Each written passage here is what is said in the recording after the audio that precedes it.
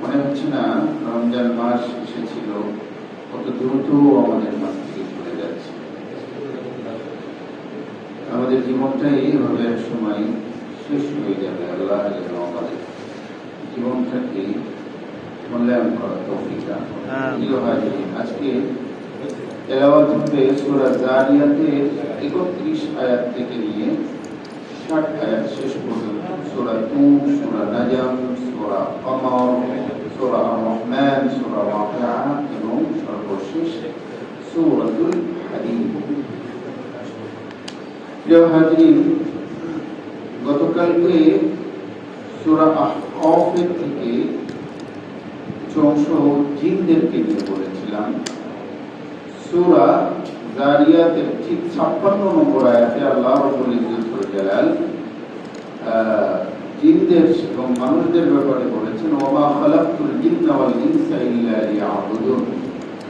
আমি জিনকে এবং মানুষকে কেবল আমার ইবাদতের জন্যই কি করেছি? সৃষ্টি করেছি। আমি তাদের থেকে রিজিক চাই না, বরং রিজিক আমি তাদেরকে দিই। ওয়া মা উরিদু আন ইউত'আমুন, এমন চাই না যে তারা আমাকে খাওয়াবে। রিজিক তো আমি আল্লাহ, ইন্নাল্লাহা ওয়া রাজ্জাকু যুল কুওয়াতি মাতিন।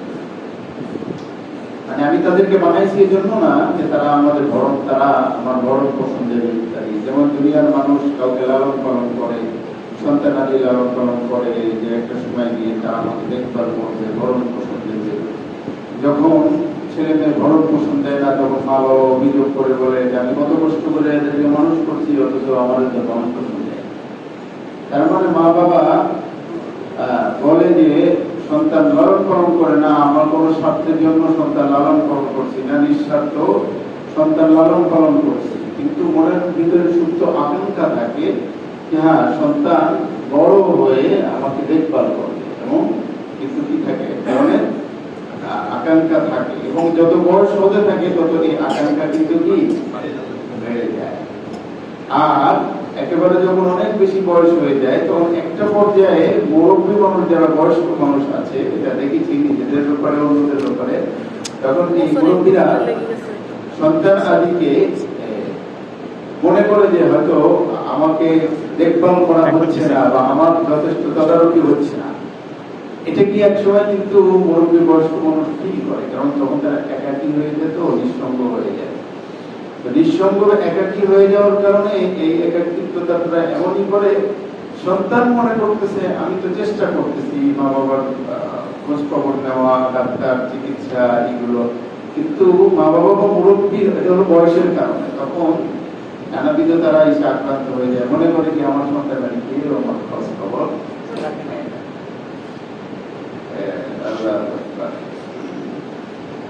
প্রিয় হাজিরিন, তো আল্লাহ বলেছেন যে না, আমি কিন্তু জিন এবং মানুষকে ইবাদতের জন্য সৃষ্টি করেছি, কিন্তু আমি তাদের কাছ থেকে কি চাই না, রিজিক চাই না। প্রিয় হাজিরিন, জিনের কথা আগে, মানুষের কথা পরে। এ কারণে জিন আগে সৃষ্টি হয়েছে, মানুষ পরে সৃষ্টি হয়েছে।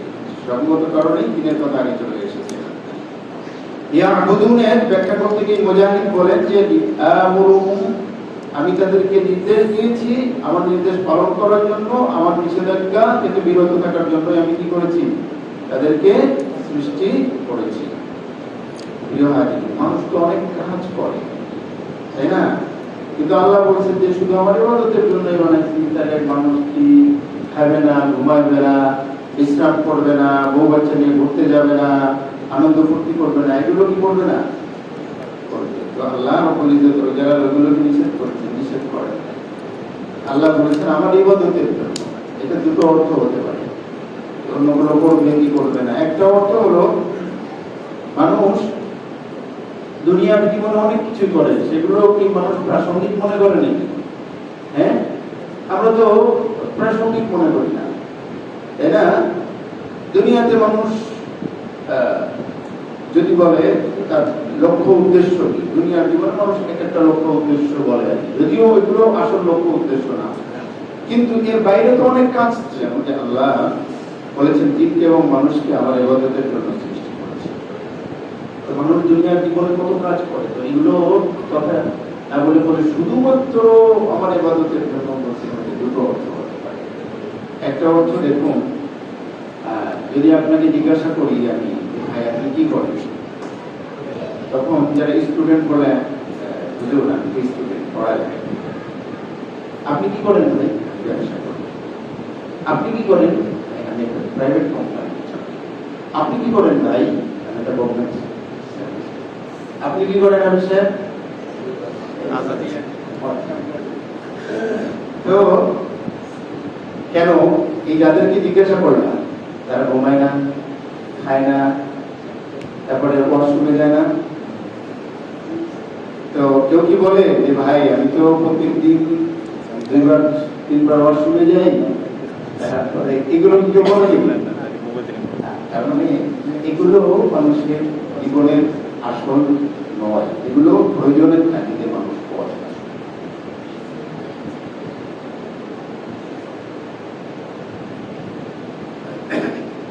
তো আল্লাহ রাব্বুল ইজ্জতুল জালাল বলছেন যে আমি মানুষকে ইবাদতের জন্যই সৃষ্টি করেছি। তার মানে মানুষকে আপনার কাছে, যেমন আপনি যখন পড়ালেখা করেন, আপনি স্টুডেন্ট পড়ালেখা করি, আপনার অন্য বিষয়গুলো যেমন গৌরব মনে হয়, আল্লাহ রাব্বুল ইজ্জতুল জালালের কাছে আল্লাহর ইবাদতের বাইরে কর্মকাণ্ডগুলোকে এরকম গৌণ, এই জন্য ওগুলো আর বলেন হিসাবে বাকি ওগুলো। দ্বিতীয় নম্বর জবাব হলো আল্লাহ বলছেন আমি আমার ইবাদতের জন্য ইমানদার বানাইছি, অন্য কিছু করে না। তবে একজন ইমানদারের প্রতিটি কাজই আল্লাহর কাছে ইবাদত হিসেবেই কাউন্ট করে। সুবহানাল্লাহ। আল্লাহ নবী সাল্লাল্লাহু আলাইহি ওয়াসাল্লাম এর সাথে কথা বলি, আমি আমার পরিবার নিয়ে কক্সবাজারে ঘুরতে গেলাম, এগুলো সবগুলো ইবাদত হিসেবে কি কাউন্ট হয়ে যাবে। শুধু সিস্টেমটা জেনে নিতে হবে, শুধু কি সিস্টেমটা। আর সিস্টেম ছাড়া যদি আপনি করেন, আপনার নামাজই ইবাদত হিসেবে গণ্য হবে না। এজন্য মুনাফিকদের নামাজ কি ইবাদত হিসেবে কাউন্ট হয়েছে? মুনাফিকদের নামাজ, রোজা, সদকা, এমনকি জিহাদ, এগুলো কি ইবাদত হিসেবে গণ্য হয়েছে? আল্লাহর কাছে হয় নাই। যদি হতো তাহলে তো আল্লাহ বলতেন না ইন্নাল মুনাফিকিনা ফি দারকিল আসফালি মিনান নার, মুনাফিকরা জাহান্নামের একেবারে নিম্ন স্তরে। ওগুলো কি ইবাদত হিসেবে গণ্য হয় নাই? এগুলো জাস্ট অসল। তো যদি পদ্ধতি হিসেবে করেন তাহলে সবগুলোই কি ইবাদত হিসেবে গণ্য হবে। 24 ঘন্টা ইবাদতের মধ্যেই কাটানো যাবে বা কাটানো হবে। এক সাহাবী এসে বলেছেন, ইয়া রাসূলুল্লাহ, আমাদের প্রত্যেকটা কাজ যদি ইবাদত হিসেবে গণ্য হয়, এটা আপনি বুঝি না। আমরা বিয়ে শাদী করি, বউ বাচ্চার সাথে সময় দেই, পরিবারের সাথে একান্তে খুনসুটি করি, তো এগুলো তো মানুষের, আমরা আমাদের মানে সেটা তাগিদাই করি, ফিতরতের তাগাদাই করি, আমাদের মানে মনের চাহিদা অনুযায়ী করি। এটাকে আপনি আমাদের জন্য ইবাদত করেন? আল্লাহ নবী সাল্লাল্লাহু আলাইহি ওয়াসাল্লাম কত সুন্দর দার্শনিক ভঙ্গিতে উত্তর দিলেন, আচ্ছা তুমি যদি এই খুনসুটিটা কিংবা তুমি যে আমল ফুর্তিটা যদি ভিন্ন কোনো বেগানা নারীর সাথে করতা, তাহলে কি এটা গুনাহ হতো কি হতো না? বলে হ্যাঁ গুনাহ হতো। তো আল্লাহ নবী সাল্লাল্লাহু আলাইহি ওয়াসাল্লাম বললেন যে তুমি যখন তোমার বৈধ স্ত্রী বা ফ্যামিলির সাথে খুনসুটি করতেছো, আমোদ ফুর্তি করতেছো, তাহলে তুমি কি গুনাহ থেকে বাঁচা থাকলে না? বলে হ্যাঁ থাকলাম। তো গুনাহ থেকে বেঁচে থাকাটাই তো ইবাদত। একজন মুমিন যখন রাতের বেলায় ঘুমায়, বিশ্রাম করে, আল্লাহ রাব্বুল ইজ্জতুল জালাল ওটাকে ইবাদত হিসেবে কাউন্ট করেন। কেন? আল্লাহ বলেছেন আমি রাতটাকে তার জন্য বিশ্রামের জন্যই বানিয়েছি। অতএব একজন মুমিন যখন রাতের বেলায় ঘুমায় আর বলে আল্লাহুম্মা বিসমিকা আমুতু ওয়া আল্লাহ, তোমার নামে আমি কি মরতে যাচ্ছি, ঘুমাচ্ছি, তোমার নামে জাগ্রত হবো। আল্লাহর নামে যখন ঘুমাতে গেলাম, তখন আল্লাহ রাব্বুল ইজ্জতুল জালাল পুরো সময়টাকে ইবাদত হিসেবে কাউন্ট করেন। আমি যখন খাচ্ছি, আল্লাহর দেওয়া রিজিক মনে করে খাচ্ছি, আর যখন আমি বলছি যে আল্লাহ তোমার নামেই খাওয়া শুরু করলাম, বিসমিল্লাহি ওয়া আলা বারাকাতিল্লাহ, আল্লাহ তোমার নামে, তোমার নামের বারাকাতে আমি আহারটা করছি, এটা তোমারই বরকত, তোমার দেওয়া রিজিক। তাহলে আমি যখন আল্লাহ এখানে স্বীকার করছি এই রিজিকটা আল্লাহ তোমার দেওয়া এবং আমি সেটা গ্রহণ করছি, তা আল্লাহ সেটাকে ইবাদত হিসেবে কাউন্ট করবেন না? অবশ্যই করবেন। তো এই আয়াতের জবাব পাইছেন, ওমা খালাকতুল জিন্না ওয়াল ইনসা ইল্লা লিয়াবুদুন, আমি মানুষকে কেবল এবং কেবল ইবাদতের জন্যই বানিয়েছি। প্রিয় ভাই, চলুন আমরা সামনে যাই। এরপরে সূরা নজম, ওয়ান নাজমি ইযা হাওয়া মা দাল্লা সাহিবুকুম ওয়া মা গাওয়া। নজম মানে হলো তারকা, স্টার।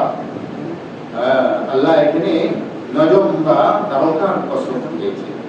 তারকা যখন অস্তমিত যায়, এই সূরার মধ্যে আল্লাহ রাব্বুল ইজ্জত ওয়াল জালাল আল্লাহ নবী সাল্লাল্লাহু আলাইহি ওয়াসাল্লামের যে মেরাজ হয়েছিল না, এই মেরাজের ঘটনা আসছে। মেরাজের ঘটনা আসছে যে আল্লাহ নবী তার আল্লাহর কত কাছাকাছি হয়েছিলেন এবং আল্লাহকে দেখেছিলেন, জিবরাইলকে দেখেছিলেন এবং সিদরাতুল মুনতাহায় গিয়েছেন, সেখানে জান্নাতুল মাওয়া কাছাকাছি। এই কথাগুলো এখানে এসেছে। সূরা নাজমের মধ্যে আজকে একটা তেলাওয়াতের সিজদা পাবেন, হ্যাঁ, এবং কোরআনুল কারীমে বর্ণিত প্রথম তেলাওয়াতের সিজদা হলো কি? এই সূরা নাজমের এই প্রথম। মনে রেখে হ্যাঁ, কোরআনুল কারীমের প্রথম তেলাওয়াতের সিজদা কোনটা? এটা আমরা সিরিয়ালে আসতেছে না, প্রথম। আল্লাহর নবী সাল্লাল্লাহু আলাইহি ওয়াসাল্লাম এক মজলিসের মধ্যে যখন সূরা নাজম পাঠ করলেন, সূরা নাজম পাঠ করে যখন একেবারে শেষে সিজদার আয়াত যখন পাঠ করলেন, আল্লাহর নবী সাল্লাল্লাহু আলাইহি ওয়াসাল্লাম সিজদায় চলে গেলেন। সাহাবীরা যারা ছিল তারাও সিজদায় চলে গেলেন। মজার বিষয় হলো ওই মজলিসের মধ্যে কিছু মক্কার কাফেররা ছিল, তারাও সিজদায় চলে গেলেন। একজন বুইড়া খাটাস, হ্যাঁ, তরজমা করলে বুইড়া খাটাস, যেগুলো জেনজিরা বলে আর কি, মানে অত্যাচার বৃদ্ধ, কিন্তু খাটাস শব্দ কেন? কিছু বুড়ো মানুষ বুড়ো হয়ে গেলে তাদের শয়তানি আরো বাড়ে, ওদেরকে বুইড়া খাটাস বলে। তো এরকম একজন বুইড়া খাটাস ছিল, ওই কি যায় নাই, না গেলে তোমাকে নিয়ে বসে আমার এটাই চলবে। আব্দুল্লাহ বিন মাসউদ বলেন যে এই বুয়া কাটাসটারে দেখছি বদরের যুদ্ধে, এগুলো যেন মরতে দেখছি, শিয়াল কুত্তার মতো মরতে দেখছি বদরের যুদ্ধে এই বুয়াটা। প্রিয় হাজিরিন, এখন প্রশ্ন হলো যে কাফেররা তো আল্লাহরে বিশ্বাস করে না, কোরআনে বিশ্বাস করে না, তাহলে কোরআন বিশ্বাস না করে কেন কোরআনের সম্মানার্থে সিজদায় চলে গেল? প্রিয় হাজিরিন, আমি আপনাদেরকে একটু স্মরণ করে দিতে চাই, আমি এটা উদ্ধৃতি হিসেবে অনেকবার বলেছি। সাভারের রানা প্লাজার কথা মনে আছে কার কার? রানা প্লাজার দোষী অনেক গার্মেন্টস কর্মীরা মারা গিয়েছিল, মনে আছে? ওই রানা প্লাজা থেকে অনেকেই জীবিত উদ্ধার হয়েছিল, মিলিত উদ্ধার হয়েছিল। আমি রেশমার গল্প বলতে যাচ্ছি না, আমি যেটা বলতে যাচ্ছি ওটা তো নিয়ে অনেক কথা আছে। তো সেখানে একটা যুবক ছেলে, সে অক্ষত উদ্ধার হয়েছিল। সাংবাদিকরা জিজ্ঞাসা করছে কি অবস্থায় ছিলে, কোন অবস্থায় ছিলে। তো সে ওই হিস্ট্রিটা বলতে গিয়ে বলেছিল যে আমরা যে ধ্বংসস্তূপের মধ্যে ছিলাম সেখানে অনেক মেয়েরা ছিল, তারপরে হলো বিশেষ করে পৃথিবীতে হিন্দু মেয়েরা ছিল, হ্যাঁ। তো সে বিপদের ওই সময়টাকে স্মরণ করতে গিয়ে সে বলতেছে, ওই সময় তোমরা কি করতেছিলে, তোমাদের মনে কি হচ্ছিল? তখন বলছে, তখন আমাদের মনে হচ্ছিল যে আল্লাহ ছাড়া আমাদেরকে বিপদ থেকে আর কেউ উদ্ধার করার কেউ নেই। আর সাথে সাথে যে হিন্দু মেয়েগুলো ছিল, তারা আমাদেরকে বলতেছিল যে ভাই, আমরা এখন কি বলে আল্লাহর কাছে আমরা মানে বিপদ থেকে মুক্তির জন্য মানে কি বলে স্রষ্টার কাছে আল্লাহর কাছে বন্ধু আমরা করতে পারি। তো আমি বলছিলাম যে তোমরা তো মুসলমানই না, তোমরা তোমাদের মতো যা কয় না, আমরা মনে করি আমার শরীরের রক্ষাটা দিয়ে আসতেছে, আমরা মনে করি যে ওই একমাত্র আল্লাহ ছাড়া বিপদ থেকে আর কেউ উদ্ধার করতে পারে না। তো ওই ছেলেটা বলতে তখন সে কতটুকু জানে, তখন আমরা দোয়াই শিখেছিলাম যে এইগুলো বলো।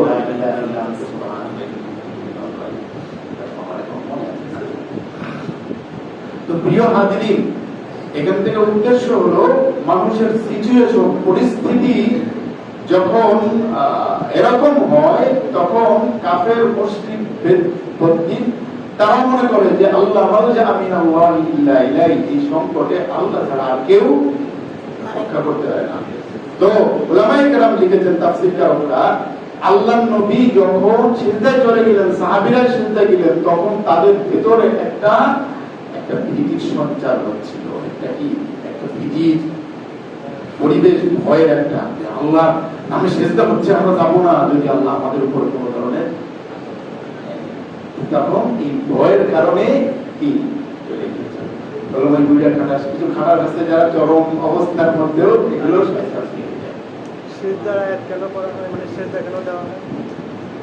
এখানে একটা কোশ্চেন চলে আসছে সঙ্গত কারণে, সিজদা আসলে কেন করে? কোরআন কারীমে মোট 14টা সিজদা আছে। তো সেজদা দুই ধরনের, একটা হলো তিলাওয়াতের সেজদা আর একটা হলো রুকু এবং তিলাওয়াতের সেজদা। হ্যাঁ বলতেছি, রুকুর সেজদা, নামাজের সেজদা। হ্যাঁ, তো কোরআনুল কারীমে যে জায়গায় রুকু এবং সেজদা, নামাজের সেজদার কথা বলা হয়েছে, সেই জায়গায় মানে নরমালি ওই সেজদা আসেনি। এখানে ওই সেজদা আসছে, এই সেজদা মানে সেজদা বলতে আল্লাহর আনুগত্য করতে বলা হয়েছে। সেজদা করতে মানে উদ্দেশ্য কি? আল্লাহর আনুগত্য। ঠিক আছে, আপনি দেখবেন যে পুরো কোরআনুল কারীমে যত জায়গায় সেজদার আয়াত আসছে, সব জায়গায় কোথাও বলা হয়েছে যে আমার নবী অমুক সেজদা করতে, কোথাও বলা হয়েছে যে তোমরা সেজদা করো, তাই না? তো কার্যত অর্থাৎ প্র্যাকটিক্যালি সাথে সাথে আল্লাহ রাব্বুল ইজ্জত ওয়াল জালাল যেখানে বলেছেন তোমরা এই কাজ করো, সাথে সাথে প্র্যাকটিক্যালি ওই কাজটা করে নেওয়া যায়। হ্যাঁ, এই জন্য পড়ার সাথে সাথে সেজদা করতে হয়। ঠিক আছে, দ্বিতীয়ত এটা আসলে নরমালি নামাজের সেজদা না, ওইটাও একটা কি পার্থক্য, এটা নামাজের সেজদা না। এক কথার উত্তর হলো আল্লাহ রাব্বুল ইজ্জত ওয়াল জালালের তাৎক্ষণিক সাথে সাথে আনুগত্য করার জন্য কি সেজদা করা। দুই নাম্বার এটা খেয়াল করবেন, দুই নাম্বার বিষয় হলো যে কোনটা আসলে তেলাওয়াতের সেজদা আর কোনটা বিশেষ সেজদাটা বুঝবো কি করে?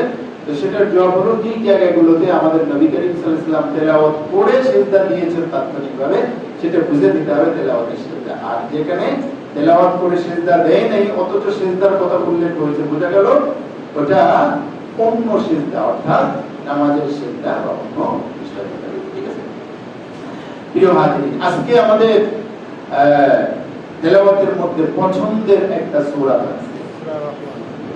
আমাদের কি পছন্দের একটি সূরা আছে, সাথে সাথে আর-রহমান আল্লামাল কুরআন খালাকাল ইনসান আল্লামাহুল বায়ান। এটা অত্যন্ত পছন্দের এবং আমাদের অনেকেরই মুখস্থ আছে, তাই না? আলহামদুলিল্লাহ। আবিষ্কাররা এই সূরাটা পড়তে একটু ভয় পায়। হ্যাঁ, কিছু না গোমর ফাঁস করলাম না, কারণ প্রথমত কথা হলো বারবার হাবিয়া আলা হওয়ার কারণে মাদ্রাস লাগা সম্ভব না। দ্বিতীয় নম্বর হলো পিছনে যারা আছে তাদের অধিকাংশের মুখস্থ আছে, এই কারণে একটা ভয় ভীতি কাজ করে। ঠিক আছে, এগুলো সিক্রেট বিষয় করতে থাকা তো অত্যন্ত প্রিয় একটি সূরা, অনেক আসলে যে তাদের ইয়াদ নাই বিষয়টা ওরা কম না। তো এখানে প্রায় 31 বার ফাবি আইয়ি আলাই রাব্বিকুমা তুকাযিবান কথাটা, এবং আল্লাহ রাব্বুল ইজ্জত ওয়াল জালাল সূরা আর-রহমান বিশেষভাবে এই উপরকে দান করেছেন। আল্লাহ নবী বলেছেন লিকুল্লি শাইইন আরুসুন ওয়া আরুসুল কুরআন সূরাতুর রহমান। আল্লাহ নবী সাল্লাল্লাহু আলাইহি ওয়াসাল্লাম কোরআনুল কারীমের বিভিন্ন সূরার বিভিন্ন নাম দিয়েছেন, এবং কোরআনের হৃৎপিণ্ড কোন সূরা? উম্মুল কোরআন, কোরআনের মা বলা হয়েছে কোন সূরা? সূরার এক ধরনের মানে সিফাত আছে। সূরা আর-রহমান কে বলা হয়েছে আরুসুল কোরআন, কোরআনের সৌন্দর্য। হ্যাঁ, কোরআনের কি সৌন্দর্য, জিনাত, চাকচিক্য, সৌন্দর্য, পোশাক, এটাই বলে আরুস বলা হয়েছে। তো কোরআনুল কারীমের এই সূরাকে আরুস বা জিনা এই জন্য বলা হয়েছে যে এটা অত্যন্ত সুন্দর, মনোমুগ্ধকর, পড়তে শুনতে খুব ভালো লাগে, এবং আল্লাহ রাব্বুল ইজ্জত ওয়াল জালাল অফুরন্ত নিয়ামতের কথা এই সূরার মধ্যে বলেছেন, অফুরন্ত নিয়ামতের কথা বলেছেন। এবং আল্লাহর নবী সাল্লাল্লাহু আলাইহি ওয়াসাল্লাম এই সূরাটি পুরো টোটাল সূরাটা আর-রহমান আদ্যপন্ত পুরাটা জিনদের সামনে তেলাওয়াত করেছিলেন, মানুষের সামনে তো তেলাওয়াত করেছিলেন, এবং জিনরা প্রতিটি বাক্যের রিপ্লাই দিয়েছিল। কি বলেছিল? আল্লাহ বলেছেন ফাবি আইয়ি আলাই রাব্বিকুমা তুকাযিবান, হে জিন এবং মানুষ তোমরা তোমার রবের কোন কোন নিয়ামতের অস্বীকার করো। বিরব্বিকুমা, তোমাদের দুই জাতি বলা হয়েছে। ফাবি আইয়ি আলাই রাব্বিকুমা, কুমা সিগায় তাসনিয়া, আমাদের আদাব সাহেব বলতে পারেন মাশাআল্লাহ। মানুষ কুমা সিগায় তাসনিয়া, দুই জাতি, জিন এবং কি ইনসান। তাহলে আল্লাহ বিশেষ করে দুই জাতিকে কেন সম্বোধন করেছেন? এই জন্য স্পেশালি জিনদেরকে স্পেশালি শুনাইছেন, এবং জিনরা প্রতিটি বাক্যের সুন্দর রিপ্লাই দিয়েছিল। কি বলেছিল? লা রাব্বানা লা নুকাদ্দিবু বিশাইইন মিন নি'আমিকা ওয়া লাকাল হামদু। আল্লাহ সকল প্রশংসা আপনার, এবং আল্লাহ আপনার কোন নিয়ামতকে অস্বীকার আমরা করি না। আল্লাহ নবী যখন আসলেন ফিরে এসে বললেন যে জিনরা প্রত্যেকটা কথার উত্তর দিয়েছিল, কিন্তু তোমরা মৌন করে চুপচাপ শুনছো। এখান থেকে বোঝা যায় কোরআনুল কারীমের প্রতিটি নিয়ামত আয়াতের যখন ইয়ায় সেটার উত্তর দেওয়া উচিত। আল্লাহ এই সূরার শুরুতে বলেছিলেন আর-রহমান আল্লামাল কোরআন, রহমান বা দয়াময় যিনি কোরআন শিখিয়েছেন এবং মানুষ সৃষ্টি করেছেন। হ্যাঁ, এখান থেকে একটা বিষয় উলামায়ে কেরাম লিখেছেন, আল্লাহ বলেছেন আল্লাহ দয়াময়, কোরআন শিখিয়েছেন, মানুষ বানাইছেন। বোঝা গেল একজন মানুষ পরিপূর্ণ মানুষ হওয়ার জন্য তাকে কোরআন শিক্ষার কোনো কি নেই, বিকল্প নাই। যে মানুষ হয়েছে কিন্তু কোরআন শিখে নেই, প্রকৃত অর্থে সে কি হইতে পারে নাই মানুষ। আল্লাহ যেন আমাদেরকে কামেল মানুষ করে, কোরআনিক মানুষ করে, কোরআন শিক্ষা